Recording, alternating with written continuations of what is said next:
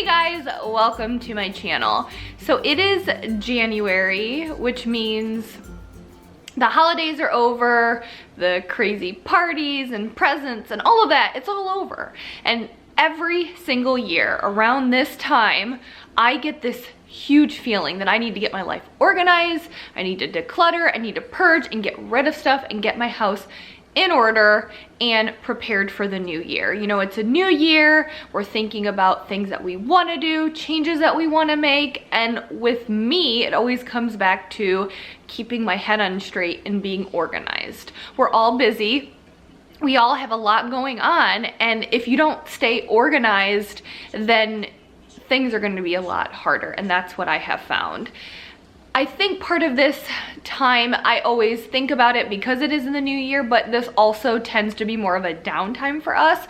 We're always so busy in the summer and then the fall time with fall parties and football, and then the holidays come, and then all of that ends, and it's just kind of like from January to like March, April, it's just a downtime for us. So I just start thinking of changes that I want to make, things that I want to get organized, and this all really started about 3 years ago when I had my daughter. I was pregnant with my daughter, and that nesting stage kind of kicked in, and I wanted to get my house I wanted so much stuff. Get out of here, we're bringing in a baby, we're bringing in new stuff, and we got rid of so much and we organized so much in our house. So that was 3 years ago, so every year since then, I have been using this downtime, January, February, March, part of April, to do the same, to purge, to get rid of stuff and organize, get rid of things we don't use. So that's what I'm gonna be doing right now.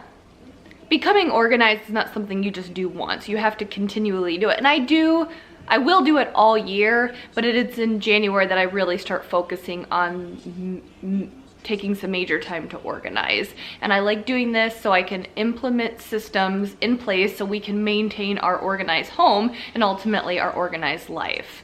So this all starts with getting organized in the first place. So I hope you guys will take the tips and hacks that I'm gonna share with you today that helps us get organized, and maybe you can implement them in your life and do them every single year so you can live a more organized lifestyle.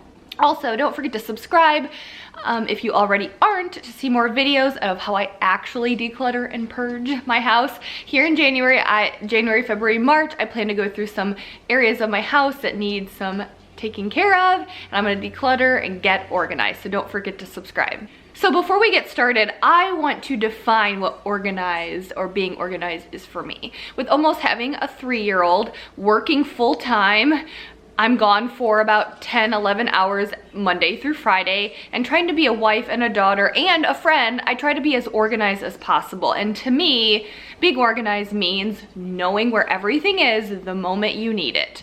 This is huge because when I walk in the door and I need something, if I don't know where it is, then I'm not organized and I don't know where to even look, and then it just takes up more time. So I like knowing where everything is. Just being prepared in general, knowing what I have going on and where I can get things, and just being prepared. If I'm prepared in my home, I'm more prepared in my life in general. And last, feeling like you're in control of your day. And this starts with living a decluttered lifestyle. I noticed that when I got rid of things and I was more organized and less cluttered, I felt in control of my life. I felt in control at work. I felt in control with my daughter, just with my life in general. So without further ado, here are the hacks and the tips and the tricks that I use that help me get organized each and every year. Number 1, set goals for organization and work those goals into your schedule, your own schedule, not a schedule that works for your friend or your mom, but what works for your schedule. For me and my busy lifestyle, this means picking about 1 to 2 things that I want to organize in a month. I'm not trying to rush it and get it all done by the end of January. No, I'm gonna take my time. Like I said, I pick 1 to 2 things, okay, in January, I'm gonna get the pantry and the linen closet taken care of. And I try to avoid a busy time, weekend or month if possible. So let's say you have a lot of birthdays and things going on, friends and family's birthdays, celebrations or whatever it is in March. Don't pick that month to organize, because you're almost setting yourself up for failure. For us, April is a very busy month.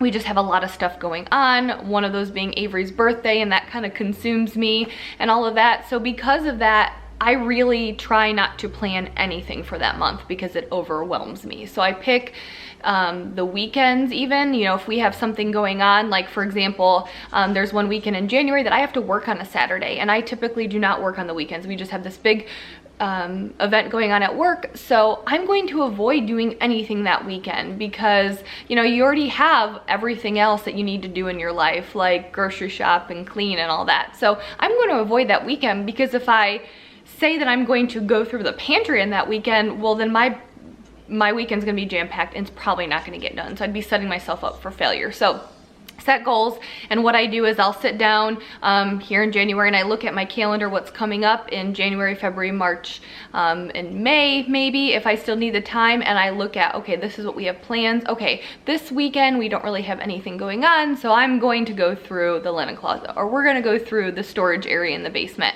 things like that. So just take a look at what you have going on in the next couple months, and then designate certain times that fit in with your schedule. Another tip is to ask for help, whether that you have older kids, or you have a spouse, or you have a friend, or your mom or your grandma, whoever it is.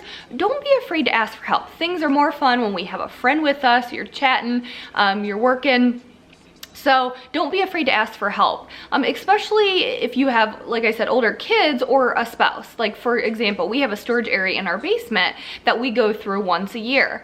Well, a lot of that stuff is stuff that both Mike and I use, and plus there's a lot of stuff that's very heavy that I can't move around and rearrange. So I need his help for that area. So what I'll do is I usually have to tell him kind of leading up to the time. So if I say, okay, this weekend in March, we're gonna go through it, I know it in my head, but I need to kind of like build it up for him. I can't just spring it on him the last minute like, oh, we're going in the basement and organizing, because he would not like that. So I just kind of like drop hints a couple weekends before, oh, we're gonna go through the storage area in the attic. So when that time comes, he knows, okay, yep, we need to do this, let's go down and do it, and he helps me, and it makes it more fun. Plus, you know, that way I'm not pulling him down the next weekend and saying, okay, this is the area that you have to go through because it's your stuff. So pull your older kids in, pull your spouse in, grab a friend, and it just will make it a little bit easier and more fun. So a super helpful hack to get you organized and purged and declutter your house is to set an ongoing donation schedule, so you are routinely getting rid of things in your home. So set out a box, whether it's just a cardboard box or it's one of those plastic bins. You can label it if you want, or maybe you know where it's at. Just set it out, and when you put on a shirt that you don't like anymore, it doesn't fit right, throw it in the box. When your kid grows out of something and you don't think, you know, you're not gonna have another kid who's gonna wear it, or an old toy that you're gonna get rid of, throw it in the box. And you're gonna keep throwing things in the box, and it's gonna help remind you that, okay, we have this stuff that needs to be taken out, needs to be donated, and when you see that box getting filled up, then you physically have to go and take it to your donation, the place of donation, wherever you want to donate your stuff to. So it's just so nice because you can see that you're donating stuff. You can see how you're helping other people, and you're also getting rid of stuff. I personally find it a little addicting because I like try to see how quickly I can, you know, fill up that box and get it out of here. So it's a lot of fun, I think, and you can actually physically see how much stuff you're getting rid of. And maybe you want to set, okay, I'm gonna do this once a month, and then you're doing it every single month, or maybe it's twice a week if you have a lot of stuff you need to get rid of. So kind of like set a goal, and then, you know, twice a month or once a month or every 3 months, whatever it is, however much stuff you want to get out of, you set that schedule and you can get rid of stuff. Another tip that I use when I want to get organized is I take my time and I give myself realistic expectations. I think in today's society, everyone feels like we need to be getting things done fast, you know? I mean, I'm guilty of that as well. You always want to move fast and get it done, but in reality, that's not always the case, and you can't always get things done fast. It takes time to go through and organize. I'm young and I have moved 9 times since I left my house at 18. That includes like moving into the dorm and then to an apartment 3 different apartments in college. I don't even know what I was thinking. But anyways, I have moved 9 times since I was 18. And every time I've done that, I've purged, which has helped get me organized. So if you've lived in one place for a while, you probably have acquired a lot. I know how much my parents have acquired because they have been in the house for 30 years, or, you know, so if you've been in your house for a while, you've probably acquired a lot, and that is okay. Don't feel overwhelmed. Take your time, do a little bit at a time. You will drive yourself crazy if you give yourself unrealistic expectations. It will not get done because you have a life. Life will get in the way. So just, if you have a lot to get rid of, you may not be able to get your house organized in 4 months, okay? Give yourself the full year if you need to. Just take your time and give yourself realistic expectations. Another helpful tip to get organized and declutter is to have a home for everything in your house. This is key for maintaining clutter and staying organized in your home and in your life. So what I kind of like to think about is, think about a fork.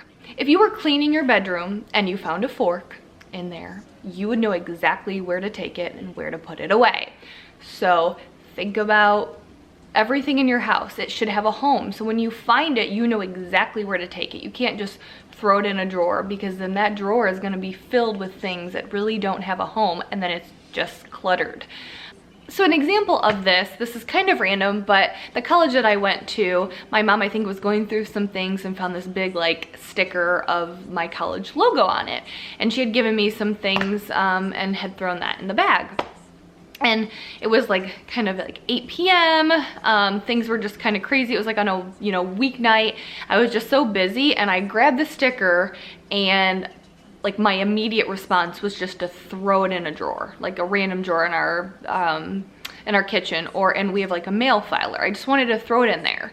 But then I stopped myself, which I was proud of. I stopped myself and I said, is this a proper home for the sticker? No. And then I realized, well, where would a proper home for this sticker be? Would I ever use this sticker again? Probably not. It's my college. Like, where am I gonna place this? I didn't really think I would ever use it again, so I threw it out. I got rid of it. So you have a home for things. I know it's kind of a weird example, but I just thought of that. You know, it didn't really have a home, and I didn't know if I would ever use it. So instead of what I wanted to do was just throw it in the drawer, but that was only going to create a problem down the road, because that drawer would become cluttered. It also, you know, if you have things, you have a mail filer, it's sometimes easy for that to kind of fill up with coupons and mail and stuff. So when I stick something in there, if it becomes too full, I know it's time to go through it and get rid of stuff. So if you have a home for things, you have a small area for those things, and when that area, that little box or filer or whatever it is, gets full, you know it's time to go through it, and it kind of takes care of that, and it's an ongoing purging system ultimately. So have a home for everything. Another helpful hack that I use to get organized in my house is I try to utilize door space or empty space when I'm organizing. We have things, we live our life, and we can try to live a more minimalistic lifestyle, but we still have things, especially if you have kids. There's things you have to keep. So to take advantage of the space that I do have is I try to, like I said, utilize that door space or empty space. I've used a shoe organizer to put cleaning supplies in the back of our laundry room door, because I have a ton of, you know, extra cleaning supplies that I don't use on an ongoing basis, then I can put behind there, and it's not taking up a drawer or, you know, anywhere else in my house. Or, you know, I've seen people use a spice rack on a pantry door, so you're not using up a drawer in your kitchen, because we all know we have plenty of stuff in our kitchen that we need to keep. So use that door for your spices. Or I've also seen people use, or in my old house, I actually did this. I don't have the need for it here, but I'd used a cupboard door for my pots and pan lids. And so, you know, those are nice because it's already hard to organize those, and they're always falling out. So if you put those on your door, it's an easy way to organize them, and you're utilizing space that otherwise would not be used. Another hack that I use to really force myself to get organized, because there again, life happens, we get busy, and you want to just take things and throw them here or there. So along with having that home for things like I talked about, also make sure you label that home. So I know this really sounds simple, but what I did was I bought a label maker. I believe it was off of Amazon. If I can find it, I will link it down below. It's nothing special or anything, but I label everything as much as I can. And like I said, I know this sounds simple, but this forces me to keep that item and only that item in the bin. Just recently, I had taken something, and I don't even know what it was, and I wanted to throw it at the top of a closet. We have a bunch of, you know, stuff you don't use all the time, like batteries. And there was something, maybe it was an old iPhone charger that we're not using, and I wanted to throw it up with the battery container. I mean, I don't know why, but I just didn't know where else to put it. And I wanted to throw it in the battery container, but the container is labeled batteries. So that doesn't make sense. And honestly, the only reason why I did not throw that iPhone charger in the battery container was because it was labeled batteries, and it just wouldn't make sense. And if I was ever looking for the iPhone charger again, certainly wouldn't be looking in the battery container. So label things, and it almost holds you accountable when you're busy and you don't have time to find a proper place for something. The last tip that I have really implemented in my life to get more organized and declutter was I'm only now letting myself buy what I need. So I usually, and I've started to employ this mainly in the beginning of the year, and it helps purge things and thin down the items in my house. So for example, makeup, I have some foundation, and I used to kind of go through this, I was going through this stage where I just always felt like I had to have a backup of everything. Like I couldn't run out, can't run out, kind of, and I did it with food, I did it with like my makeup and stuff, but then I realized that I would just like, my stock just started to grow and grow and grow. And we go to the store once a week to, you know, get fresh produce. So it's just something that we make the time every single week to go to the store. So why do I need to have backup of everything if we're going to the store every week, or even backup makeup? Because I get a majority of my makeup from, I can get it from the grocery store or whatever, Walmart or Target. So I don't really need to have a backup because we're going every week. So I recently I had 2 foundations, and actually 3, and I ran out of one. I'm like, all right, and they were different foundations, but I wasn't going to let myself buy another of the one foundation until I finished the other ones. And this is forcing me to get rid of those other foundations before I buy a new one. Another example of this would be my plastic container cabinet. I kind of realized, you know, we had so many lids and bowls and things that didn't match, and it was bothering me. And so I wanted to buy a bunch of new sets, and I started to buy like a ton of, you know, new containers. But then I realized, realistically, we're a family of 3. How many plastic containers, I got glass containers. How many glass containers do we need? We don't need 20 containers. So I only bought like 1 glass set, and I don't remember how many. It came in with like multiple sizes. So I was able to get rid of all that other stuff, and the cupboard just looks so much more organized, and things are not overflowing because we don't have a lot of extras. We get just what we need, and I have found that now, keeping this in mind, everything just looks more organized and not cluttered. With our pantry, with our freezers, everything, my makeup, everything just looks better when I try to let myself only buy what I need.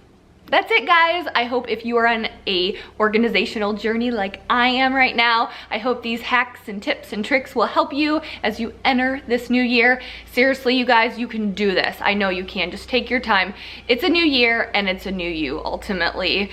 Tell me in the comments down below if you organize anything in your house, because I want to know what you guys are doing. It'll help motivate me as well, and we can all do this together. So let me know. I will see you guys next time. Let me know if you enjoy this by giving me a thumbs up, and don't forget to subscribe. Bye.